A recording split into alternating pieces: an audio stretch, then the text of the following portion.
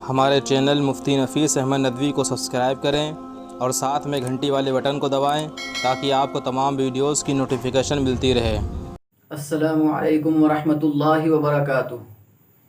مغرب کے بعد سونا نہیں چاہیے۔ ہم اور آپ ذرا سا غور کریں کہ مغرب سے لے کر عشاء تک کا جو وقفہ ہوتا ہے وہ اگر دیکھا جائے تو 1 گھنٹہ، سوا گھنٹہ یا 1.5 گھنٹہ، اس سے زیادہ جو ہے وقفہ ہوتا نہیں ہے۔ عام طور پر عشاء کا وقت شروع ہوتے ہی عشاء کی اذان دے دی جاتی ہے اور پھر کچھ ہی وقفے کے بعد، چاہے وہ 15 منٹ یا 20 منٹ یا آدھے گھنٹے کے بعد، جماعت کھڑی ہو جاتی ہے۔ تو اگر کوئی انسان مغرب کے بعد سوتا ہے یا وہ سونے کی عادت ڈال لیتا ہے تو اس کا مغرب کے بعد سونا صحیح نہیں ہے، یا اس کا مغرب کے بعد سونے کی عادت ڈال لینا یہ بھی صحیح نہیں ہے، کیونکہ مغرب کے بعد کا ایک ایسا وقت ہے جو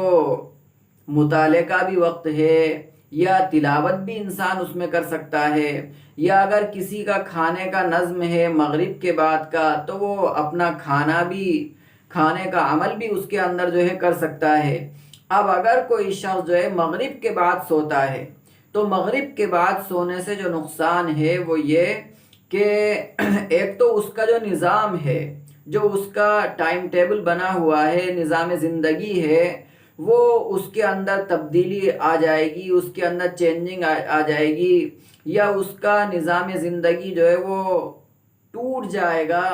تو ایک تو اس کا نظام زندگی اس میں خلل پڑے گا، اور دوسری بات یہ کہ جو عشاء کی نماز فرض ہے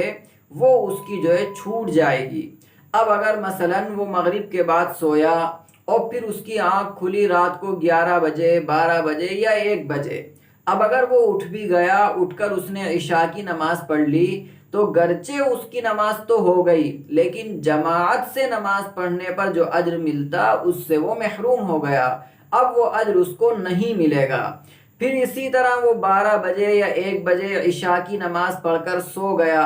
تو اب سونے سے پھر ایک نقصان یہ ہوگا کہ اب فجر کے وقت میں اس کی آنکھ نہیں کھلے گی۔ تو اس لیے ہمیں مغرب کے بعد نہیں سونا چاہیے، بلکہ ہمیں مغرب کے بعد تو جو بھی ہمارا نظام ہے، چاہے وہ کھانے کا نظام یا کچھ تلاوت کا، مطالعے کا، کچھ یاد کرنے کا، پڑھنے پڑھانے کا، ہمیں اپنے اس عمل کو کرنا چاہیے، اور پھر عشاء کی نماز سے فارغ ہو کر ہمیں جو ہے فوراً سو جانا چاہیے۔ جب انسان عشاء کی نماز سے فارغ ہو کر فوراً سو جائے گا تو صبح میں فجر کے وقت سے پہلے یا فجر کی جماعت سے پہلے وہ بیدار ہو جائے گا اور فجر کی نماز کو بھی جماعت کے ساتھ جو ہے وہ ادا کر لے گا۔ لیکن ایک شخص ایسا ہے کہ اس کو پورا یقین ہے کہ اگر میں مغرب کے بعد سو گیا تو عشاء کی نماز سے پہلے میں بالکل بیدار ہو جاؤں گا، پورا یقین ہے اس کو۔ عشاء کی جو جماعت ہے اس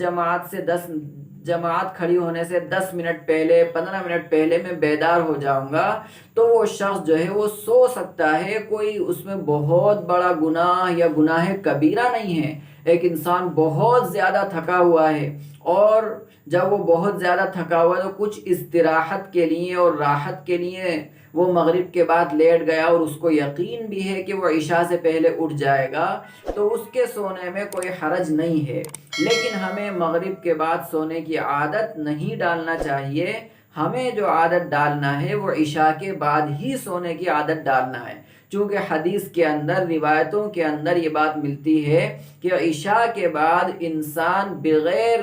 انسان جو ہے فوراً سو جائے۔ صرف اگر جاگنے کی اجازت ہے تو طالب علم کو یا جو ہے استاذ کو کہ وہ اپنی